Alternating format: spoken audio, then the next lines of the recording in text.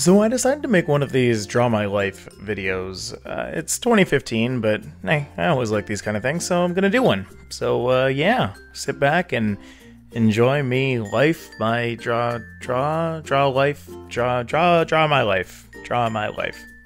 On YouTube, I'm known as StillJustMike, but in real life, my name's Michael, obviously. I was born on May 15th, 1991, meaning as of uploading this video, I'm officially 24 years old, so happy birthday to me. And I was raised just outside of Toronto, Ontario, in Canada.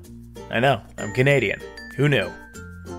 A couple people knew. A lot of people knew. It's not a secret. Growing up, I was more of a quiet kid. I mean, I had friends for sure, but I often liked to spend a lot of my time by myself. I did a lot of alone activities, like playing the piano or finishing puzzles or playing games on my Game Boy. It's weird to think that there's like a whole generation of people who never got the chance to see the Game Boy evolve as it did. Maybe it's because it's my birthday, but yeah, getting older is weird. So the quietest time in my life was definitely in elementary school, which actually went from kindergarten to the 8th grade. I learned later that that wasn't a very common thing in other countries, but once I went over to high school, which went from the 9th to 12th grade, I kind of started to figure out that middle school was a thing that people went to and that I did not. Once I was in high school, the quiet time kind of stopped, and the entire reason of that was just because of music. Because of music, I became obsessed with any kind of just organized group thing. I joined the school choir, where I sang bass, the school band, where I played the clarinet, the jazz band, the men's chorus, and even an ensemble outside of school. I still played the piano when I was at home when I could, but I started spending more and more of my time after school, inside school, practicing with some sort of music group. Sometimes I'd be at school as late as like 7:30 when my school ended at 3, just because of all of the organizations, all of the groups that I was in. It was also during high school that I discovered YouTube. It was a really small thing back then, but as it grew and as I grew, I became more and more interested in the things people were doing on it. In particular, I became interested in vlogging and gaming just because those were two of the biggest things that people were doing on it, and I was trying to figure out why, and what made them so interested in it, and what made me so interested in them being interested in it. It was this big circle that was just always a big mystery to me. My own first foray into YouTube was in 2008, where I bought myself a tiny little camera and I just started vlogging.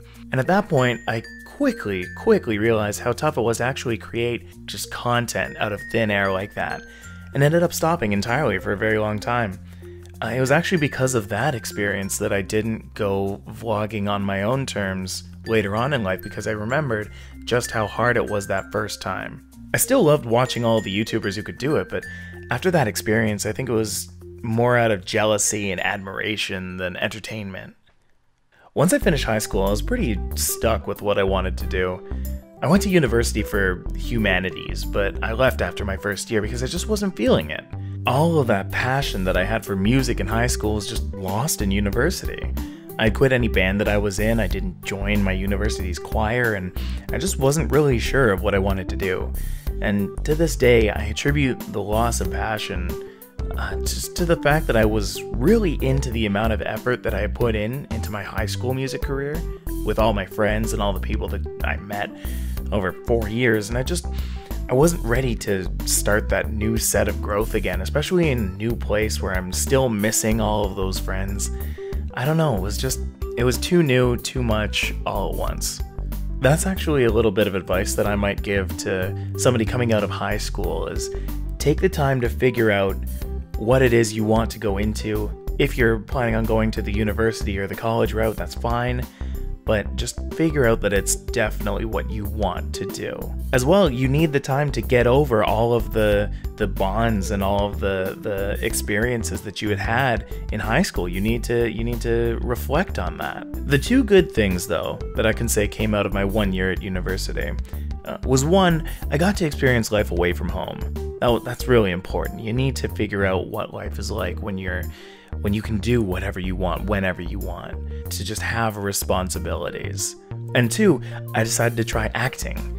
I auditioned for a part of my university's rendition of Dr. Horrible's sing-along blog, and it was awesome. I got to meet some amazing people, I got to sing again, and I got to wear a fake mustache, so I couldn't lose there. For those of you who've seen Joss Whedon's Dr. Horrible sing-along blog with Neil Patrick Harris, I was part of the Bad Horse Chorus. You should look up that short if you don't know about it. It's a great time. Great time. Anyway, once I was out of university, I tried working for a bit. I taught at a daycare for a few months, but that wasn't really anything substantial. It was just a good way to spend time. I realized that I still wasn't out of the school mentality as much as I thought I was, so I went to college. I spent a good 5 years there, earned myself a diploma and a degree in business commerce, and met a whole bunch of just awesome people who I got to really get to know and who I now very much look up to. In fact, I just finished my entire schooling career at Seneca College less than a month ago, from the time of this video, that is. Of course, I might go back later on for a master's degree or anything like that, but I don't know. As far as I can see right now, that is all the schooling that I'm going to do, and the rest of it's just going to be from experience. Either way, the time that I spent at college was time well spent, for sure. I had tried something that I wasn't entirely comfortable with, being learning about business, and got somewhat comfortable with it, and I tried hard, and that was something that I hadn't really been doing in school. I had always been trying in the extracurriculars, but trying in my studies was something that was completely new to me until college. Funny enough. Of course, if you've been keeping up with the timeline here, you'll know that within the past year, I've gotten back into YouTube.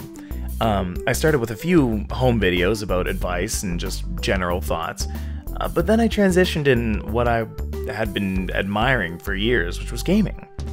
I decided to play Pokemon on my channel and commentate over things like battles or important events or things that just happened in the game. I had some pretty decent success as well. One of my videos, which in which I sang a parody of Let It Go over a Pokemon battle, was seen by over 40,000 people. That's a big number. I've never had 40,000 people look to me for anything, so that was pretty amazing to me. And it got me really interested in the music industry again. Even today, I still try and make music where I can, and I'm learning about what things I can do to make an awesome song. And I mean, hopefully I'll even have something to show for it someday. But who knows? After all, it is just it's a self-exploration kind of thing. I want to learn more about myself and what I can do and what I can learn. And that's where YouTube comes in. But let's talk about right now. Here I am, a newly 24-year-old guy, fresh out of any schooling, working as a children's sport coach. Did I mention that? Well, I do.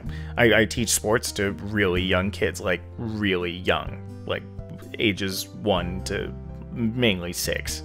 Now, I know what you're thinking, how do all of these young kids actually do stuff? Well, between the ages of 1 and 3, they're usually over with their parents, and I get the opportunity to speak with a lot of parents and tell them, or to teach them, about what their children can do, and what things that are developmentally appropriate, and I get to explain that to people. It's really fun, and I really like it a lot. As well, the coworkers who have become my friends are some of the most awesome people that I've ever met, and I look forward to just treasuring their friendships with all my heart, absolutely.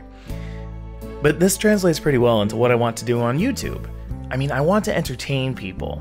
I don't want to look at things like subscriber counts for validation, but more so the amount of people who smile because of my videos, or people who say that, you know, they watched my video and had a great time, or anything like that. I don't know, that's all.